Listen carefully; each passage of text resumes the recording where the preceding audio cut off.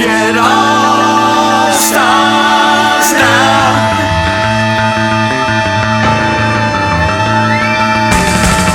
Hey gang, this is Nick Z. Welcome to Rock Talk. I got a special guest for you today, all the way from my hometown or my home county, Beaver County. This gentleman, he's not only is a member of the Beaver County Musicians Hall of Fame, 2015. All that hard work and dedication throughout his whole career got him a slot where he's playing keyboards for the Ghost Hounds, and they're out touring. And so it's the lesson for all you young guys and gals. What hard work and dedication gets you. I'd like to welcome Mr. Joe Munroe. How you doing, Joe? I'm great, Nick. Thanks so much for having me, man. I'm looking forward to this. So thank you. You know, I just say briefly, we met. I've known of you all these years as growing up in our hometowns in Beaver County. And I finally got to meet you at the Joe Grishecki show. And it was fun being in that whole environment. And just a quick chat we had. I enjoyed finally, getting to know you in person and through Scott Tatey. And it's nice to be able to meet people in that environment and the music scene, and it's we all thrive for. So it's great just after COVID, man, just to be out and get to hang around with people that you like to hang with and doing what you like to do. That's a big plus. Yeah. Were you at Beaver Station? We're talking about where we met. I really get the kick out of the trains going by. It's funny, yeah. You don't even. It always seems to be at the worst possible time. But I tell you, I did not hear him, and then one went by, and right when we finished, and then it was like, wow, that was pretty cool. I've never had that happen before. Well, Beaver is the town that I grew up in. Okay? You're from Beaver, correct? Yeah. Right. So I remember not a lot of times, but like a handful, 3 or 4, maybe 5 times where they used to have passenger trains that would come there and pick people up and go into Pittsburgh, and it was like, man, it was like a big deal. Get to go on the train, and it was. So you used to take those trains, go into town? A few times. Yeah. I used to do. Yeah. That big green. They were the green train. I forget those old passenger trains from. Yeah. It was so much fun. I mean, I miss those. Yeah, I wish I'd do that again for people. Get them traveling on the train. So the tracks already, it's there. Yeah, beautiful station. They redid it. It looks wonderful. It really does. And so now let's see. So you grew up in Beaver. If you don't mind me asking, around what years did that? Let's say, like, when did you graduate, or what years were you? I graduated in 77. Okay, 77. So I'm sure we know a lot of the same guys. I graduated in 81. I worked with a lot of guys from Beaver up at the mall. Oh, okay. Yeah. Well, it was really hopping then. It was hopping then, yeah. So now, when you first, so 77, you're like the age of my sister. And so she was the one who turned me on to bands like the Beatles. So you guys were a couple years older, and so you were more aware of when the Beatles hit. Yeah. Than I caught them like afterwards. Mm-hmm. So like a couple years later. I was born in 59. So, I guess it was maybe, I don't know what year that was, 60. Yeah, 4, 63, 4. I was just barely old enough to really, remember, but I do remember, it was a big deal, Yeah, we may not have seen him on the TV maybe, but like a year or two later, you were a little bit older and able to grasp what was going on. Maybe if you had older brothers and sisters too. So. Right. What were you, when you were growing up in Beaver, what kind of music were your parents listening to, or what type of records or albums do you remember in the house? Well, my parents weren't big music listeners, and we had 8 kids in our family. Oh yeah.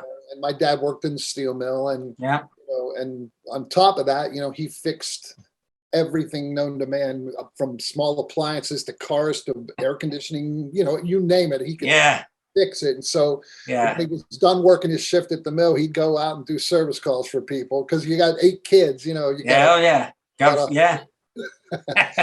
So, but my older brother,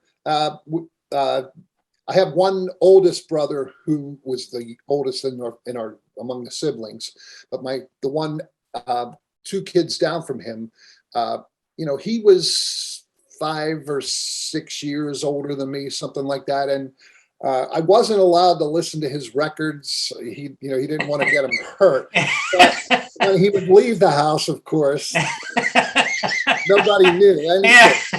So his taste in music was really, pretty diverse. I remember some of the earliest things that I was listening to was the Temptations, and he had the album from Jesus Christ Superstar, and it wasn't until much later in my life that I realized that was a musical that was going. I just thought it was this rock album, with Ian Gillan singing, and same here, yeah. that stuff was. I knew every one of those songs, Yeah.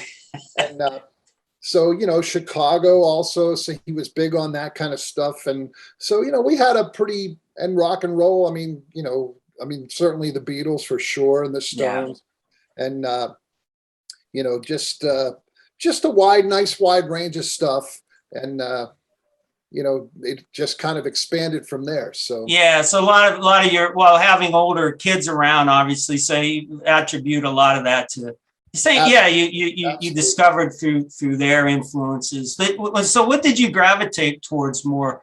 You like hair and. I think it definitely was the rock stuff. I loved Jethro Tull. I loved Led Zeppelin. That was the first concert I ever saw in my life. I was 15 years old, and they were at Three Rivers Stadium, and I got to ride on a bus with a buddy of mine at 15. Thank God my parents were trusted me enough. But it was just the greatest experience. That band, just incredible, and.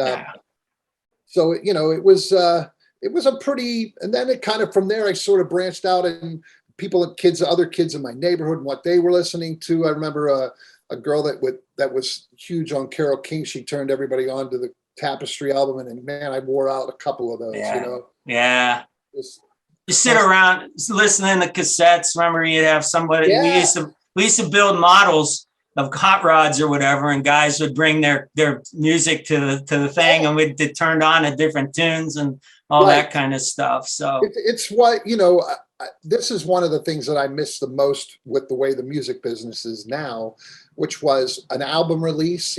Back then you would get word, you'd hear that this band was going to be releasing a record, and you'd start countdown, you look for the date when it's going to happen, and when it finally got there, it would be like 3 or 4 or 5 of you sometimes, but sometimes just me. You get the album and get that thing home, and just you're shutting the door. It's like, leave me alone. Listen to it was like the best, and reading all the credits and all that kind of stuff. Having it in your hand. I miss that stuff, man. It's nice to see that vinyl's making a little bit of a resurgence, just from that aspect of it, the sound quality is, I guess, debatable. There is a warmth there that, you can't deny, but more important to me is that it's just the experience of the, listening while reading lyrics, and, it's just that really puts the music here and here, it's art, 2 types of art, obviously, the audio and the visual, and it increases your imagination. I used to look at those old Elvis records and imagine, and see who was who. Would you, obviously you'd go up to National Record Mart or Music Land or both of them. I was at both of those places. Hanging out, looking through. So it's kind of funny, like the way I started, playing music. My oldest brother was taking piano lessons, and he was probably 8 or 9 years older than me, something like that. And I'm 4 years old at the time, and I'm watching him. I don't remember this. This is from my parents telling me what happened, but I'd watch him practicing his songs, stand there and watching, and just wouldn't leave the room, watching.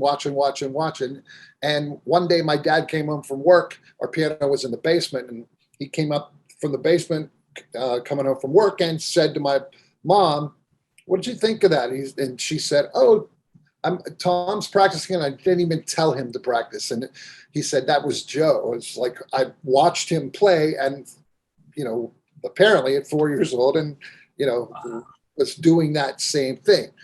So that was kind of my intro to music. Then they called the piano teacher who lived, serendipitously, she lived like a 15-minute bike ride from my house. It was like, couldn't have been better. I took lessons from her for 12 years. Wow.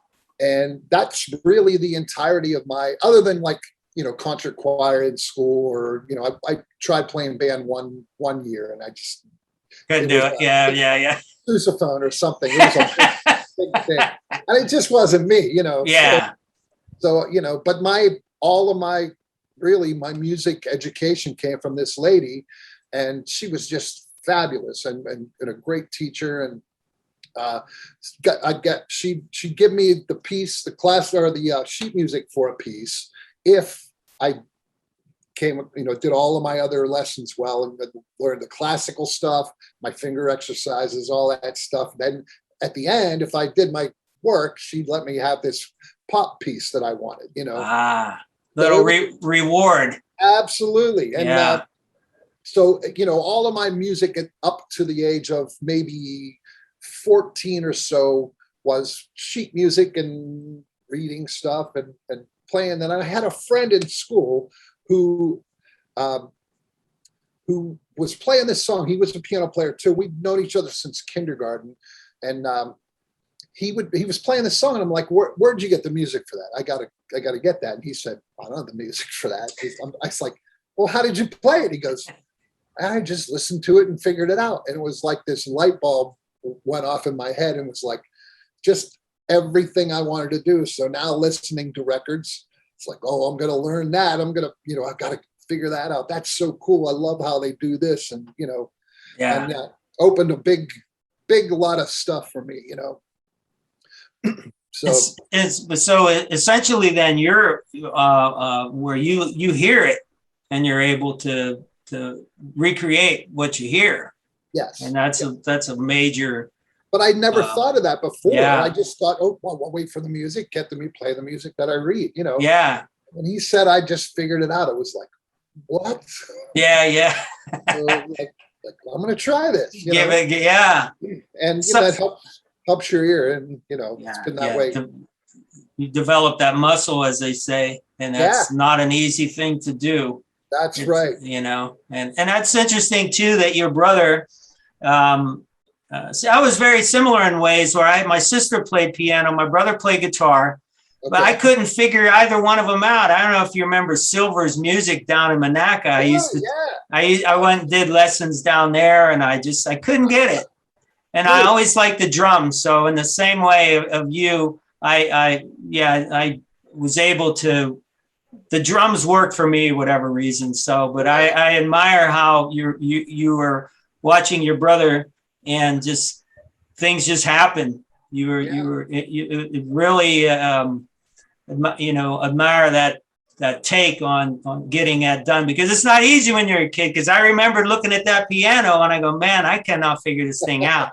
So it looks like the Rubik's Cube or something. Yeah.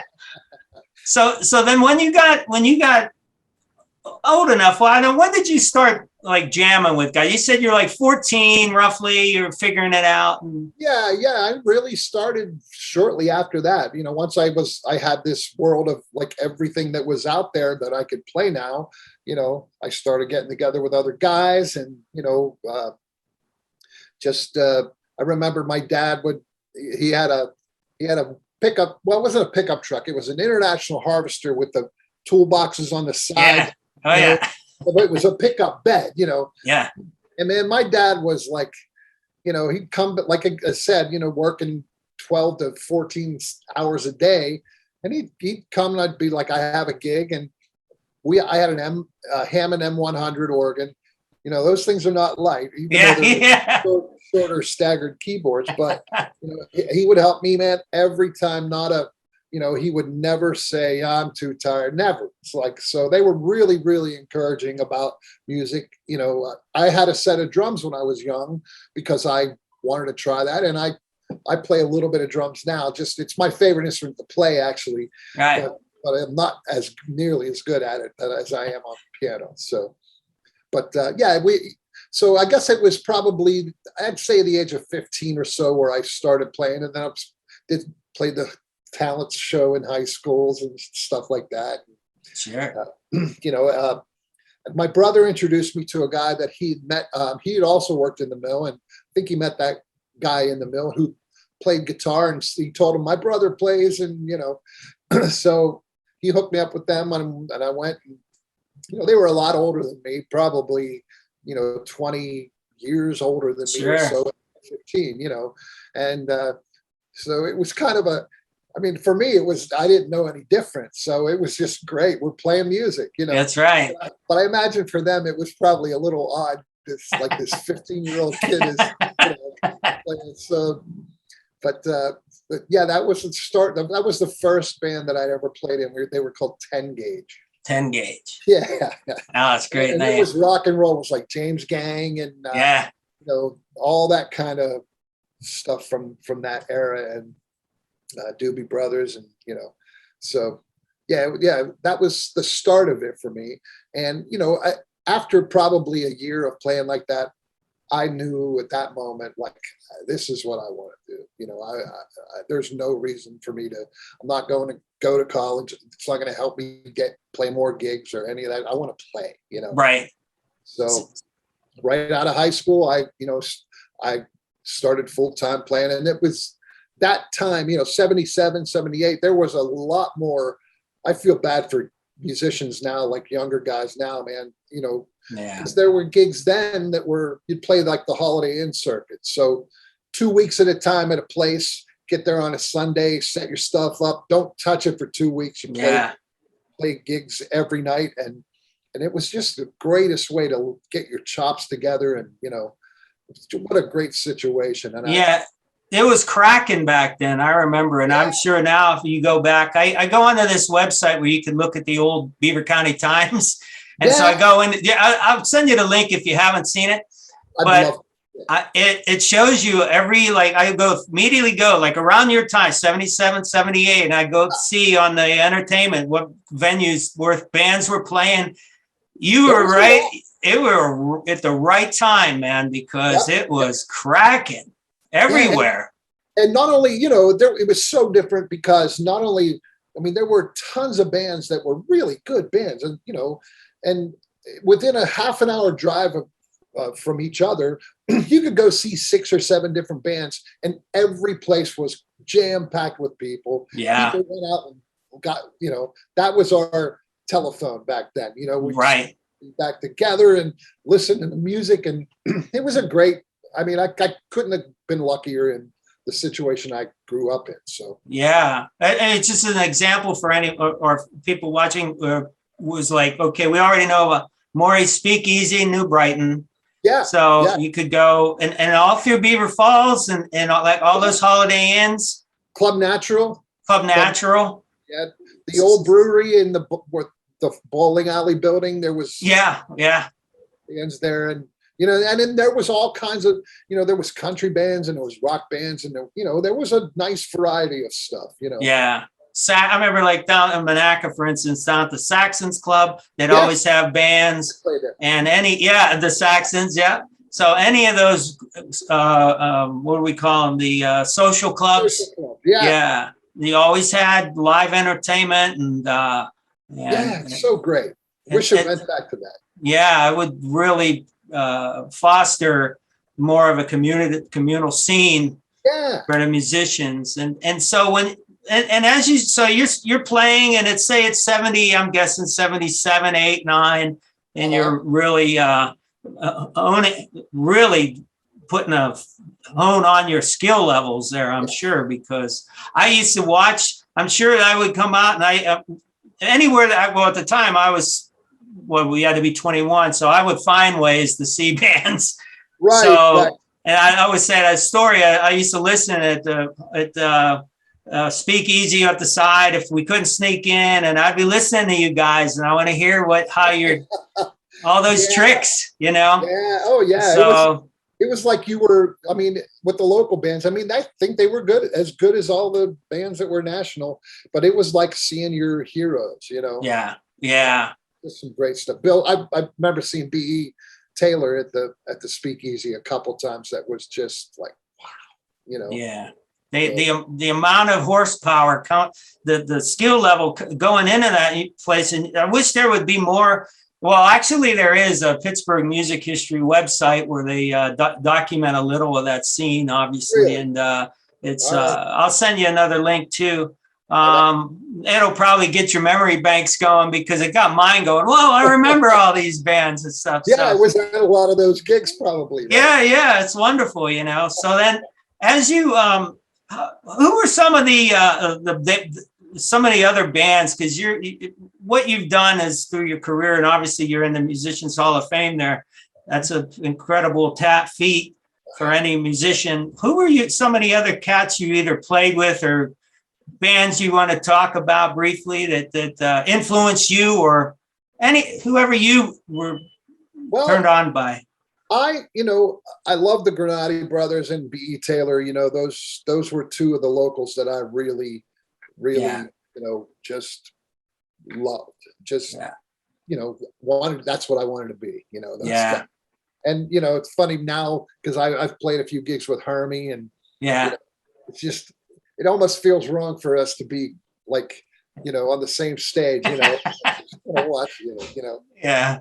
But so in the Beaver County thing, I was in that, that area for quite a bit. It moved into I guess in the early or late 70s, no, early 80s that I started playing with this country band here in Beaver County. It was called the Skeeter Hill Band. And just some guys. And again, all these guys are from it, at least back then, it seems like, people from Beaver County think Pittsburgh is a year away and vice versa. It's like, Sure. oh, you're all the way in Pittsburgh. It's like a 25-minute drive. Yeah.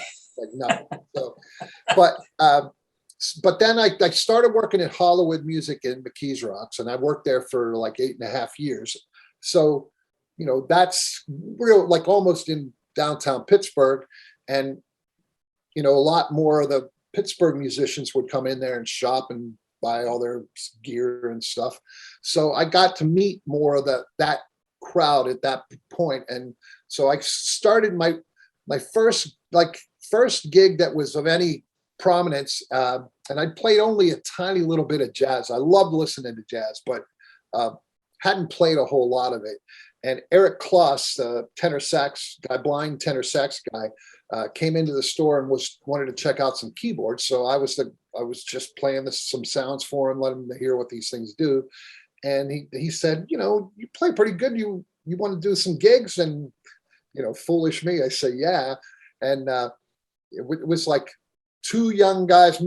Actually, the rest of the band was pretty young guys. It was Dwayne Dolphin on bass, Ray DeFay Jr. on drums, Kenny Karsh on guitar, and me on keys, and then Eric on sax. So that was kind of the big. But man, my knees were shaking at at that gig because he's a legendary guy. He's been on Mr. Rogers and just considered a legend. But it turned out okay. And one other sax guy who I did some gigs with, and I really think that I probably progressed more as a musician from playing with him because I felt this pressure of like, without sounding like a, bragging in any way. It's like, it was one of the first times where I wasn't the best guy in the band, Now the pressure was like, you better not screw this up, But I telling you, I learned more about playing from that gig. I played with him for about 1.5 years, and, just from being, and I learned what, working at this stuff really does. It does improve you and make you better. So, but all of those things were, huge to my getting to the point where I'm getting now, or where I'm at now. And some other bands in Pittsburgh that I played with, a band called the Vibro Kings in the late 80s. And well, I think one of the things that got me into the Hall of Fame here was the fact that I started doing these PBS shows that they started out with the doo-wop shows, those Oh yeah. they put on as fundraisers. And so the guy that was playing piano with them was a little less schooled of a piano player, but most of that stuff's 1-6-2-5, and it's pretty straightforward. Everything's a lot the same. Then they kind of segued into the soul era, and the music got a little more complex, and they had charts. He didn't read real well, so they added me to do some of those. So now I on my resume, I'm playing with Patti LaBelle, I'm playing with Wow. The Commodores and Sister Sledge and Tavares and Harold Melvin's Blue Notes, and like the list is just, when you read it, it's like, wow, Yeah. But so that was a great era for me, just in terms of really playing with the people that you've looked up to your whole life. And I love soul music and R&B, and that's, I think, that's now is probably more my thing. I certainly rock and roll. I'd never lose that from my Oh blood. shit. When did you start getting in? I noticed you have your studio, Joe. Yeah. When did you start doing that? Was that a recent thing, or has it been? It was about, I would say, 20 years ago, something like that. We moved into the house, because we lived in a trailer before, with my kid, 3 kids, and we eventually just outgrew the place. It was just not enough. So when we got the house, it had more room. I got the basement, of course. Yeah. So that's the husband's priority, is you get the basement. But I was fine, like I'd come down here and just learning. I'd done a lot of sessions over the years and paid attention to it because I found it interesting. Yeah. So when I actually got into the software recording end of things, it wasn't, a huge jump for me. I already had a kind of a good background with that stuff. And so that was when, and at that point, the house was like the walls down in the basement were that dark paneling that everybody used to have in there. Yeah. It was probably smoke covered for, years. Yeah. It was just a basement where I had my computer, Yeah. But then, I started getting better at it and learning, and had some people coming over to do things. So, my wife and I talked and said, let's just bite the bullet. We'll remodel the basement, make it look a little more like a studio, make it more, make more creative feeling space, so that you get more stuff done. And so it's perfect for me. I guess someday I'd like to go to a bigger place, but it's so comfortable. It's nice to be able to get up in the morning and just grab a cup of coffee, come sit down and start mixing or editing or, whatever, recording for that matter. Yeah. Seen Billy the Kid that you just had in on your website. Yeah. A lot of great players coming down, and his band's great. They're, we recorded all that stuff live and no click track, which is different for most cases, but it feels really nice. And So now, as time goes by and you're in the recording, your studio working, and then I stay in touch through the Times Online with Scott Tatey, and my band comes back to play at least once a year, twice a year. And I was learning about the Ghost Hounds, and I saw this band coming into town, and I saw videos of them, and Scott was always talking them up. But then I noticed within, what was it, about 2 years? How long have you been in the band? 2019, I think, the beginning of 2019. Yeah. Mm-hmm. The guitar player whose band it is, lived in LA for a number of years, and he had a band out there that he called the same thing. Yeah. I think Slash had played some gigs with them and recorded it on a record or something. And, but he got real busy. He was involved in the entertainment industry, and he just got too busy to really do it out there. So he kind of shelved it for a while. Then he moved to Pittsburgh, and, his schedule got a little more settled, and it's what he really loves to do. Yeah. So he said, you know what, I'd like to get the band back, get a band back together. So he called the singer and guitar player from the West Coast version and asked them if they knew anybody that, on the East Coast that would be interested in doing that, and got our second guitar player's name from him. So he comes to Pittsburgh, and he gets a guitar player, and then the guitar player knows a drummer, and I think the singer was next. He's a great front guy, but they found him from a video on Instagram that, wow, doing stuff. So they were next, and then they got the whole band lined up. They had keyboard player, bass player, drummer, guitar player, and singer. And it was like 2 weeks before they were getting ready to 2 weeks before they were going to record the record. And so it was going to be 2 weeks of rehearsal and then start recording. And the night before the first day of rehearsing, apparently the guy who was going to play keyboards had something come up. He couldn't do it. And so a buddy of mine who owns a studio also in town, Dana Canoni, he owns a church recording studio, great place, by the way. But so he had been doing a little bit of recording with them. And I guess they asked him, do you know anybody that could at least help us out till we find somebody? And so he called me and he said, one of my clients is looking for somebody. You're probably going to get a call in the next 20 minutes. And if you can help them out, do it. So sitting right in this chair, and it was like 3:45. I get the phone call in the afternoon, and the guy says, we're just getting ready to start recording, but we're rehearsing, but we would like you to, could you just come down and play anything just to kind of get us through, just as a placeholder, just for today. And I said, well, where is it? And he said, it's in Sewickley, which is 20 minutes away. And I said, well, when do you want me to be there? He's like, 4:30. So 45 minutes from when I get the phone call, I'm like, well, I can be there, Yeah. So I go, and I think he sent me a Google Drive link of the just acoustic guitar and singing of the scratch when they were writing the songs. And so I listened to maybe each song one time on my way to the studio where they were recording, and got through the thing, and everyone seemed really happy. And, and so it was like at the end of the day, I said, well, can you come to like for the rest of the week, or how long it takes before we find somebody? I'm like, yeah, sure, man. They're paying me. And, so at the end of that week, it was like, can you come next week? Then after the end of that week, it was, you just want to play on the recording because, we like what you're playing. And then a week later, it was, do you want to be in the band? Yeah.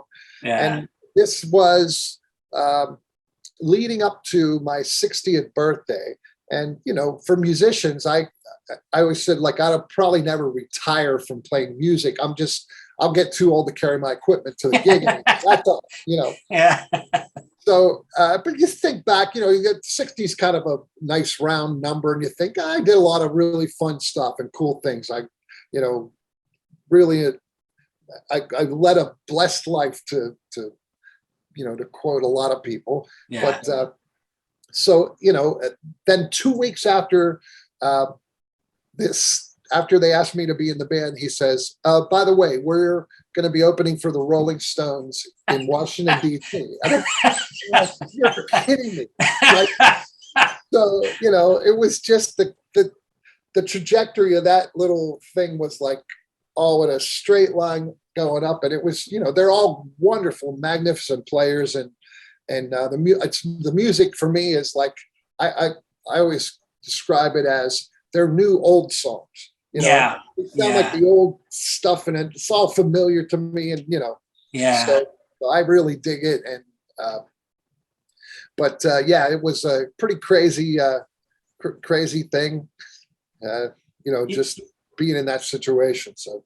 Yeah. 1 minute you're sitting in that chair right there, and Next minute you're on tour with the Rolling Stones with your new band, and I'm playing like weddings on the weekend, and another gig here or there. Because I did a lot, even when I was doing the corporate wedding kind of stuff, I would freelance a ton. People would call me, and and a lot of gigs would pop up the day before the gig. It's like, hey, you busy tomorrow night? Come on down to this place we're playing, and and I love that aspect of it. I love not really knowing much about what's coming on. It's exciting. Because then you're using the best music muscle, is the ears and just listening to what's going on. So yeah, I always say that anytime that, like with my thing, anytime we run into any kind of something different, I always tell the guys, just cash in those 10,000 hours you've been practicing all your life. You earned it, So that is exactly right. Yeah. Yeah. So it's and I watch you guys, the videos and the progression. Obviously, with the COVID, things got a little sideways. But watching you guys, I'd see, as I said, with Tatey, he would be posting different things, and I'd see videos, and I could tell you guys are just having a blast up there. Yeah. As a player, I'm looking and I'm just seeing 6 guys. There's like 6, 7 dudes just having fun. Your front guy, Trey, he knows it's fun watching him, watching all you guys interacting. You're having fun, and man, that's what it's about. That is exactly what it's all about, man. It's like I always use the expression, it beats digging ditches, which, by the way, is what I need. Putting a ditch on here in the back, and I need ditches dug, but that's beside the point. So, but it is, it's like cheating life. I feel like, I'm just doing the best thing for a living that you get paid for it, and that's the thing. I always say, like, for your experience as a young man learning your skills, you knew what you wanted to do, and you stuck with it, and you're doing your gigs out and playing everything everywhere imaginable, and you're constantly honing your craft, and you're learning and everything, and then you get these guys come in and you're ready. And like we were saying, any time, same with acting and any artistic thing. Yeah. You're putting your time in, and when you get that call, your skills and how sharp you are gives you that opportunity. You showed up ready.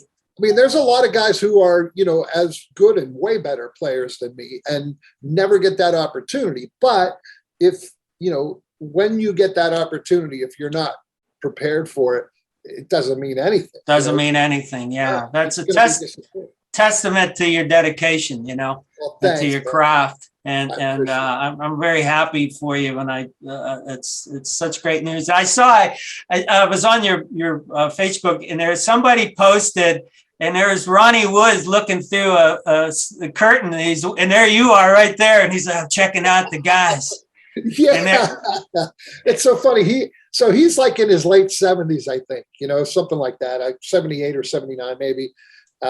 He has twin 4-year-old girls. Does he? Wow. I mean, that's more impressive to me than the music business. Wow, that would kill me. Yeah. For an hour, forget it. Yeah. How does he do it? Yeah. But he is a super, super nice guy. Really nice. He loves it. And his kids, like, at least according to him and his wife, his kids like our band better than they like. And then they cried whenever we stopped playing. Oh no, that's awesome. That's very cool. Yeah, he's a sweetheart though. He's super nice. So, I can imagine. That must be just such a treat for you to just sit there and listen, be a fly on the wall, even just around hearing them telling their stories and And again, like as going back to watching you guys and performing, it just comes watching all you guys together. And I don't know as far as the other guys, you can tell everybody knows what's going on, but it's just how you guys all come together up there. And like I said, I don't know how far back, but these guys, all of you guys are on that big old stage, and you pan and you see there's like 70, I don't know how many thousands out there. And you guys are doing it to it, man. And that's very cool, man. And you're having fun. It's a thrill. It is really a thrill. I mean, like, it's one thing to meet those guys, and then then the added bonus is you're playing in front of, 80, 90, 100,000 people. Yeah. And it's just that size of that crowd it's awe-inspiring, man. Yeah. But I feel like that's my home. Like I feel comfortable there, and I just because I can tell. I got my guys, Yeah, you got your guys. And we're just playing and listening. That's what it's all about. Well, I tell you can see it, and I think that's the to me, it's not only the songs are killer, but to watch you guys, it looks effortless. That's how I see it when I watch you guys. So, and that's a skill in itself, that you guys you've all done your, put your time in everywhere. That type of thing. Thanks, man. Coming from a fellow musician, that means a whole lot. I appreciate that. No, my pleasure, man. It's just great. Now, this quickly, your gear. What now you do a lot of all your Hammond, just all your work. What I hear, man, it's just cool. It's just mind blowing. I just really dig that vintage sound and stuff. Do you use I give away any of your secrets or anything, but what's your main rig that you're using when you're out there? Well, it's been kind of two things. The main thing is, I mean, I'd certainly love to have a grand piano that we're traveling around with, but it just hasn't worked out that way. But I use a Roland RD 2000, like their newest, piano, and I love the feel and the sound of that thing live. It cuts real nice. And mostly, other than when we toured with the Stones in the States early this year, we had B3 as a backline, Hammond B3 as a backline. Wow. So I got the real thing, and that is like that combination of Hammond B3 and Leslie. There's all kinds of imitators, but there's always something that's not right until you have the real thing there, and it just it makes you play different, Yeah. And so that's if I had to pick, the Roland action's pretty nice, and the piano feel real nice, and so if I had to pick one real thing, I would go with the Hammond, the organ, and because that sound is it's unlike anything else. Right. Yeah. So that's my live, and before that, before the B3 as backline, Hammond makes their own clone of B3, KX2 or 3 or something, right? And they're nice, they really are, but it's definitely nothing's the same as the real thing with tubes and the spiraling motor in that thing. I don't know who figured that out. Who did that? Oh, okay, I gotta tell you, one day I was out here. I used to look through the pawn shops my days off, and I go into this one. This is about 15, 20 years ago. I go in there, and there is a Hammond. It's a C3, right? With the big, it's a C3. Mm-hmm. So the Leslie was there, and I think it was a tone generator. Is that also part of the deal? I think I can't remember exactly, but there were three. The keyboard setup, the Leslie, and then a tone generator, and the chair. I think it came from one of those old churches. Oh, I went. It was $700. I go out. I go back to get the money. I come back and it's gone, and I was like, ah. Man, yeah. Well, somebody told me that there were more Hammond organs in Western Pennsylvania, this tri-state area, than there were anywhere else per capita, because really, wow. They used to sell, because they sold the Hammonds in like gimbals and horns, all the department stores in this area. So there's a lot of those stores back in the day.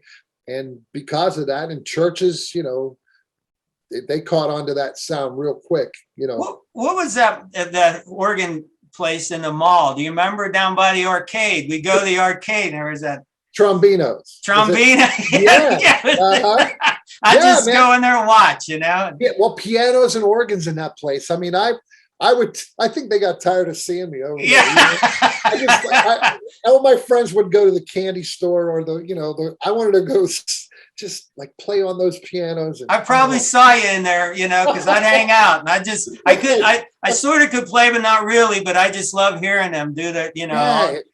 And all those salesmen, man, they knew how to play and make those things do the right thing, Yeah, old school guys from back in the 50s, probably. Right. I'm sure, Well, Yeah. this whole Beaver County's, there's a lot of great musicians that came from this. Like, and one reason I'm just proud as could be to be in the Musicians Hall of Fame here is Henry Mancini. It's yeah. I'm in the same. It just blows my mind. Yeah, mind blowing. Yeah. Yeah, that guy. Yeah. But starting from there and probably way beyond it even, but there's always been some great players in this area. So. And also too, like we go back like to the era of film and the Nickelodeons in Pittsburgh at the time, Yeah. and then they bring in all these musicians to play in those theaters. If I'm sure you remember the Oriental Theater in Rochester. Absolutely. had the organ in there, if I'm not mistaken, although it wasn't playing when we were kids because it was the end of that era. Right, there were no silent movies. No, yeah. But I could think of that place and all the different. There was a venue. What was the name of that place when you're going into Bridgewater from Rochester? I'm like Rumpelstiltskin. I'm so old now that you're coming down from Kaufman's, and there was that little place before you cross the bridge. There was and the Skyliners. Wouldn't they play in there? Am I right, or am I thinking? I might be thinking. I know, like at the mall, it was Ciro's top of the mall. Ciro's. They had they had those kind of show bands that would come in there. Yeah. I'm trying to think in Rochester if it was across from where Domino's is. There used to be the Kentucky Fried Chicken. There was that little. There was a dinner place, and I always videos. Yeah, I think that's what it was. Yeah, restaurant. Yeah. Would the Skyliners play there? Do you remember? Yeah. Okay. Mm-hmm. I knew I was too young, and then Mike Neely also, who's a keyboard player. Yeah, Mike Neely. I used to see him up at Chicks. Yeah. Yeah. So he played the whole tour of places, and I know he played there a bunch. So yeah, Mike Neely. Yeah. My dad used to tell me about. You got to see this guy playing piano. Yep. Yeah, Mike Neely. Geez, like you said, the list is endless for the amount of musicians, quality musicians coming out of this area. It's pretty amazing. And I know, like when I'm in town, I like to go down to Brighton Music and try and stay in touch with the local mom and pop shops. And sure, yeah, those guys. I worked there a little bit for I think for a year and a half. But the owners there are great. Richard. Yeah, Richard. Mm-hmm. He's just the greatest guy. Yeah. Love to support that too. Yeah, and that's just it's a Ciro's, and I'm trying to think. There was I'm trying to think of some other venues that around in that kind of stuff. I know, like one of the other places that Mike Neely played was Jersey's Corner in Rochester. Yeah. Okay. Way back where the road kind of split. Yeah, the split. Right there. Yeah. And but there were just places everywhere. There was, and as I said, every go on the same night, go spend an hour here, go to the next place and every place was jam packed. Those were the days, man. And I was chatting with Joe Grishecki on this a while back, and I was mentioning to him how when he would come to town down and the Grenadis, of course, and these guys, and how many bands in that era, the Silencers, all the landed major record deals. Oh yeah. Oh yeah. Yep. There was a ton of them. And that was such a major influence for a young guy, musician saying, wow, these guys made it to the world stage where this little Beaver County has a voice, and it says, wow, it really, I told Joe that, and it really influenced me to inspired me. Right.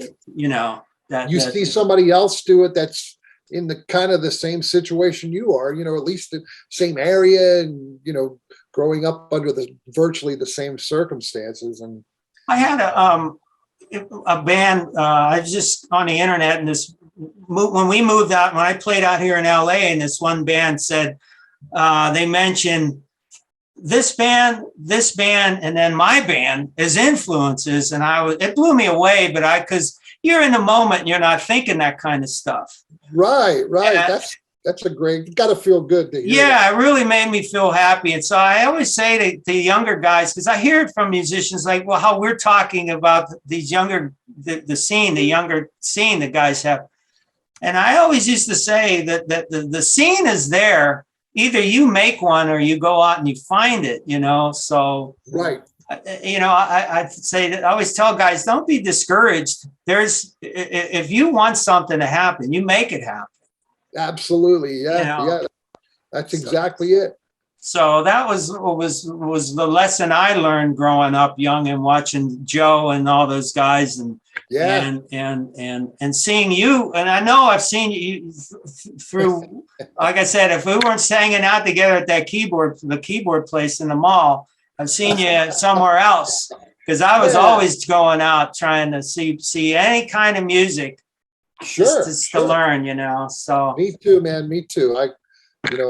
I think that's as much part of the learning how to play music is just watching somebody else. You know, it's the same with when you're learning an instrument. You watch somebody else playing, you know, you pick up a lot of stuff that way, you know. Yeah. You know, you dig this. If you're ever out in LA, years ago when I was living in town, I would always go to this place called the Baked Potato, and I'd watch Don Randy. I'm just seeing him right there. I'm like this close. I'm watching one of the top guys. Wow. So, you know, I always mention, I always hate to sound like I'm the old guy or whatever, but I always tell younger musicians, go see those older bands that are playing, because their knowledge is going to get passed on to you. That's the truth. And I mean, you know, I think that's in some ways, you know, it's our responsibility as musicians to help the newer guys out as much as we can. And, you know, I think, like, it's funny though that, you know, if people would ask you, like, people ask me, well, what's the best thing that can help me in terms of being a player and playing things, you know, it's like, and it's, you know, for me, it's like, it's almost counterintuitive. It's like, it's not about practice your scales or, you know, learn as many songs as you can, or it's listen. Like it's doesn't involve, you know, immediate, like, playing your instrument, you know, but listening is where all music comes from. You know, it's like, it's that conversation that musicians have back and forth while they're playing. And that is the real beauty for me of, you know, being a musician and having conversations with everyone every night. And that's one of the reasons I like playing with different people all the time, because, you know, if you talk to the same person all the time, it gets a little boring at times, you know. But yeah, it's I think that, you know, I try to help younger guys. If, you know, it's always hard you want to walk that line of, like, you don't want to be pushy or anything, but but you want to say, like, if you're interested, I'd be glad to help you learn this and that, you know. So and most of them are, you know, eager as can be. At least the ones that are going to make anything of it are typically, they're eager to just any information they can get, you know. Yeah. So I also I remember when I moved out here, when I first started really playing in this band. And I would sit and watch. There was this particular nightclub that got a lot of touring bands in, and we would always be one of the opening bands. And I would sit and watch these bands. This one guy, I remember, Tab Falco and Panther Burns. He was this madman from Memphis, and I never heard. Tab Falco, and so I'm sitting there, and we come in, and I'm loading my gear, and I just hear this Gibson. and this reverb that I used to hear on old Elvis records, and that yodel, that scream that guy, and I said, I got to sit and listen to this. Yeah, you can't leave. It's something holds you in the place, right? And I learned that I said I have to watch every band's sound check, because that's where you see where they came from. Right. And they'll open up. Oh, I didn't know they liked that song, or something. So, but so I imagine you're growing up, that you being around all those cats in the Beaver area, and then going into Pittsburgh and playing with all those legends. Yeah, it's just got to be like, man, you have a master's degree just from or a doctorate, Right. I really feel like the experience that I have, it would got to be equal to pretty high degree just from the years involved, Yeah. So yeah, and the learning from the guys that you learn from, it's like, and such great players. So. And then, of course, too, with the Ghost Hounds, all those cats, man, everything that they bring from some of those cats are coming out of Brooklyn or some different parts of the country, and all this stuff the bands they see and hearing what bands and influences that you man, there's a fire going on in there, man. It's amazing how, like, the power of music is just. It's so hard to put into words, but guys like the bass players from Cincinnati, the guitar player and the drummer from Brooklyn, the singers from San Antonio, but so all these guys you never met before, and like you sit down with them and start playing music, and it's like there's an immediate connection. It's like a spider spinning this web at light speed and just pulling everything, and you feel like you've known them forever. Yeah. So I could tell, I could see it, and I forgot, I want to ask you too about the this. I don't know if it was called the Yacht Rock Fest that was downtown Beaver there. Or, yeah. Wish I could have been there for that. What was that all about? Well, last year we Larry Renninger, who's involved in the town in a pretty big way. He's very active in community stuff, and sweetheart, nice guy, like just a super guy. So I played a couple of little parties at his house, and at one time it turned into, in his front yard, which he lives on River Road, and he put out some flyers and stuff, and he said, bring your chairs, you can sit in the street, and there'll be music, and the turnout was just. And it was pouring rain about 2 hours before the thing. Otherwise, I swear it would have been double that. But there were hundreds of people that showed up at this thing and playing just whatever songs came to the top. We had no idea it was going to be that many people. Yeah. So I mentioned to him, I'd like to do, anytime we can pull something like that together, I'd love to do it. So last year we did an Elton John tribute, who, is piano wise is really probably my biggest influence, at least early on in especially his early stuff, so we did an all Elton John night. He got so many songs. I mean, it was the hardest thing was figuring which ones not to do, and it was a beautiful thing in the park downtown, and a lot of people, and it was just amazing summer night, beautiful weather. And so, we raised money for the Beaver County Heritage Foundation. And so it's the same people that do the train station stuff, I think, that whole thing. So, he said, let's do another one this year. So I said, all right, I got a theme for you. We're going to do Yacht Rock. And, so those songs are, what I love. Oh, yeah. I still listen to all that stuff, Yeah. And the same thing with that. It was like, what songs are we going to leave out? Because we could have probably played 3 days and, not covered everything, Yeah.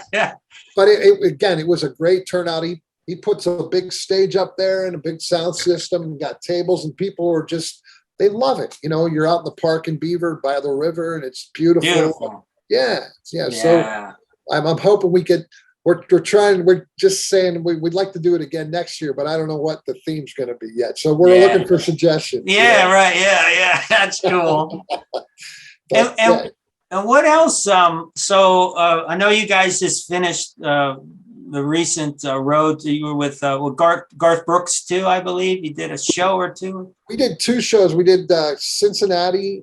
He was doing this tour in the round, and he's in stadiums that, where the stage can go. He can walk anywhere around the stage. They had the Stones when they did it were like they usually like rope off one end, I mean, still getting, 65, 75,000 people in those stadiums. And but he was doing the whole thing. And I mean, and the places were packed, so we did 2 shows for him, Cincinnati. And then the last show of the tour was in Houston. We did that. We were in Berlin on August 3rd, doing the last show for the Stones tour. And then on the August 7th, so 4 days, we had to get from Berlin to Houston and, get our stuff and get things happening. So we did that. In 2019, we did, I think 8 or 10 dates with ZZ Top, opening for them. Were another ones of my idols, love them. We did 2 shows with Bob Seger. Nice. And including his final show in Philadelphia, which that guy still got it, man. Oh, Even though he's doing songs in lower keys, but it doesn't even affect you like that. It's like just great. I mean, you're taking a quick guess here. Did you happen to be at the Kiss Bob Seger show in '76? I'm just asking because I was there, man. I figured you might have been there. I think I was. I was saving my money for the Elton John show. Oh, yeah. Keyboard guy. Yeah. I would have been there if I could have. Yeah. You mentioned Bob Seger. I got to ask him. Oh, man, that guy was, I mean, you're looking at his set list and it's like, you forget about all these songs and like, every single song on the set is this hit. Like, crazy. So, now, also, you guys are put together a music festival outside. It's Heartwood Acres is the area, the place, and we call it Maple House Festival, which the studio that we record our stuff in is called Maple House Studios. Oh, nice. Yeah, so we put the show on. It was mostly national acts and us. So that's the one advantage of having putting on your own festival is you get to play. It brings everybody to the Pittsburgh area, and people get to see these acts. There were so many great bands. It was really fun. I always say anytime, like as a kid, when we were kids, anywhere there was music, man, I wanted to go see it. And I think any of these out of town acts, young people, and I'm guessing you didn't have to be 21 to be there because that was always our thing. You couldn't get into. No, this was all. All ages. So anyone can go in. You're some kid wants playing guitar, gets to see some players from could be out of the country. It's amazing for the learning, the abilities, or the things that can happen when young people get to see musicians from anywhere. You like that fire in them, and you don't even realize that it's happening at the time, but years later, it's like, oh, this kid's now this guy, and that happens all the time, man. That's the great thing about music, huh? It's just it's just it's mind blowing. Even now, I look, it never stops to amaze me or you or any player. What now?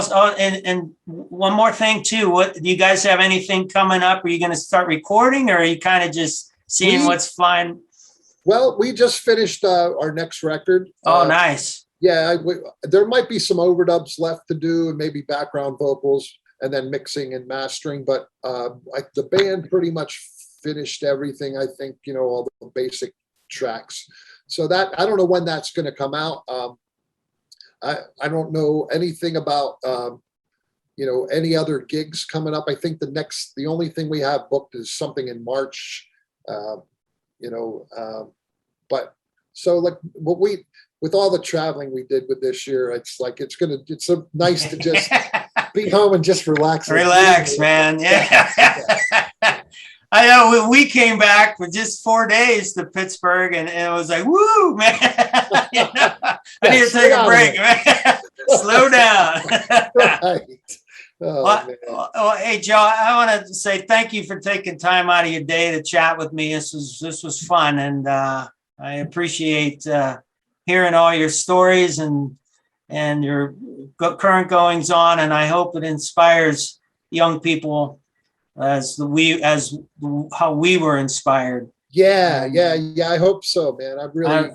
And I know it does. It does. I think that the story does have some ability to, maybe tell somebody, look, just keep going, just do it. I mean, it's what you do anyway. So yeah, give it your all, and and then even if none of this would have happened for me, I would be so happy with my life, just that I got to do what I love to do. So that's it.